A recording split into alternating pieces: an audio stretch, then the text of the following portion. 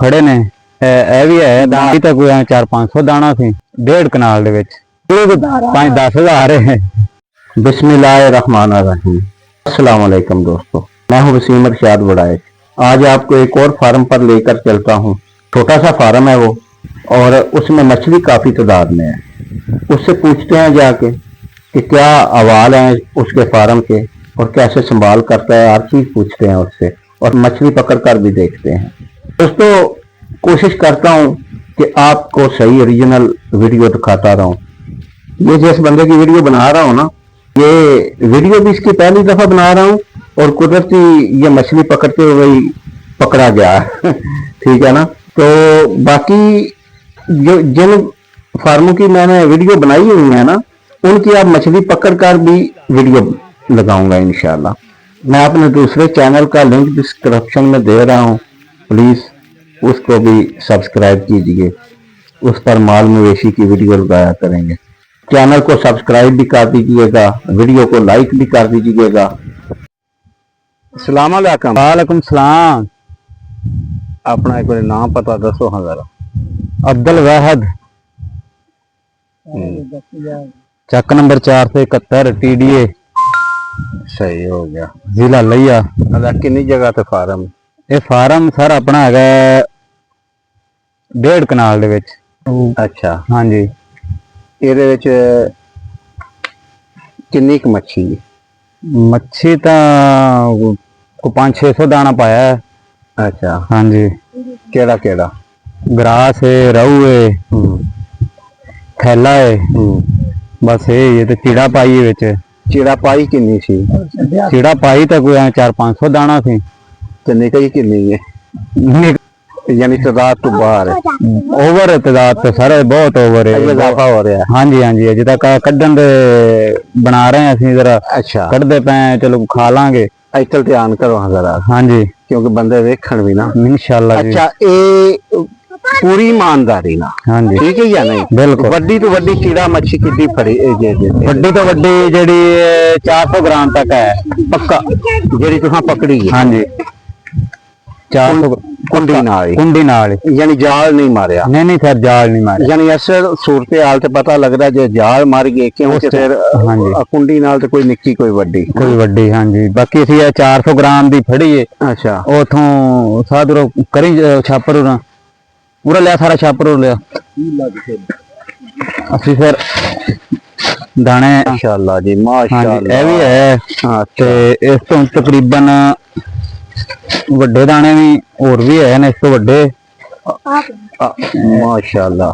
ਇਹ ਮਿੱਟੀ ਨਾਲ ਥੋੜੀ ਜਿਹੀ ਲਿਬੜੀ ਪਈ ਹੈ। हाँ, वो मिट्टी नाल लिपड़ी कि हुण इनके धोता ते ने फिर विच नस जाने। बिल्कुल अल्लाह दे हुक्म नाल ठीक हो जाने। छोटे भी दाने है ने विच। अच्छा। हाँ जी, ते ਵੱਡੇ भी है ने। सही हो। ऐ ते मैनूं इंज लगदा जिवें रेड तलाफिया होवे। ये मेरे ख्याल नर है। हाँ, रेड सुरख सुरख रंग सुरख रंग ये नर है। अच्छा। हाँ जी, बाकी तकरीबन ही इवें दा ही सारा। अच्छा, अगे भी पकाई जे?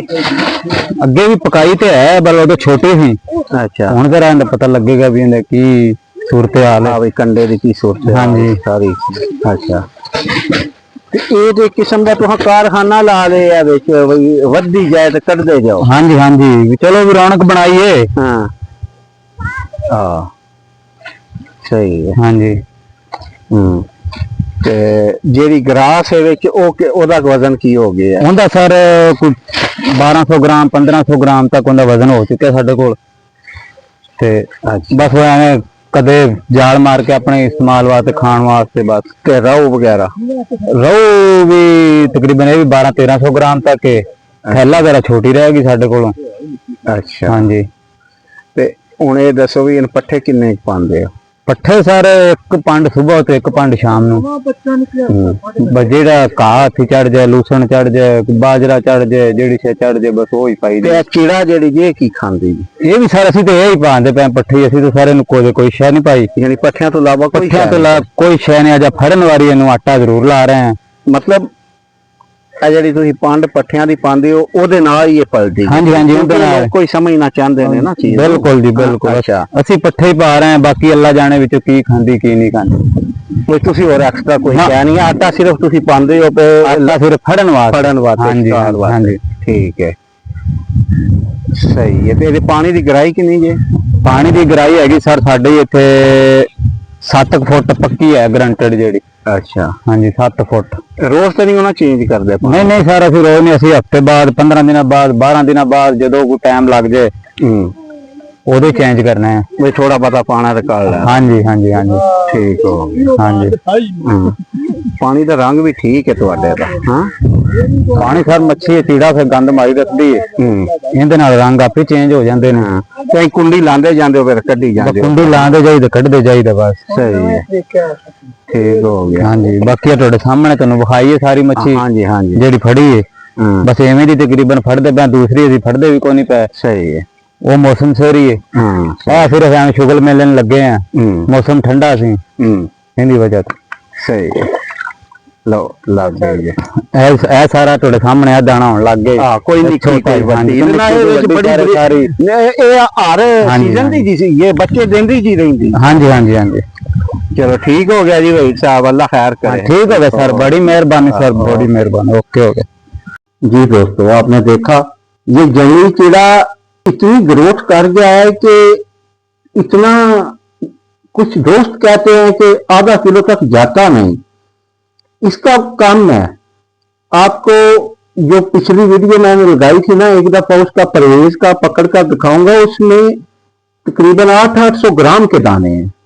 हैरान करने वाली ग्रोथ है इसकी, और ये बच्चा बहुत देता है। अब जो दोस्त कहते हैं कि सोल डालनी है या कोई गोश्तखोर मछली, तो उसके लिए तो ये साथ में एक परफेक्ट है। एक छोटा सा तालाब बना के उसमें इसकी फैक्ट्री, फीड की फैक्ट्री है ये उसके लिए। इसमें से बड़े दाने आधा किलो के 3 माने दूसरी तिलापिया से ये मजेदार होते हैं। देसी है ना, जैसे देसी मुर्ग ऐसे ही है ये भी। ओके जी, दुआओं में याद रखना। ये आप जो देख रहे हैं ना ट्रैक्टर चल रहा है, ये मेरा फ्रूटर का बाग है। इसको पानी भी देना है, और यकीन माने काफी 2-4 दिन लेट हो गया, क्योंकि वो सारा दिन ऐसे ही बस कई दफा वीडियो के चक्कर में कभी उस फार्म पर, कभी उधर कभी उधर। तो दुआओं में याद रखना, और दूसरा चैनल भी सब्सक्राइब कर लें, क्योंकि जो अभी तक मेरी वीडियो देख रहे हैं ना, ये तो मुझे यकीन है कि वो मेरे पक्के व्यूअर हैं।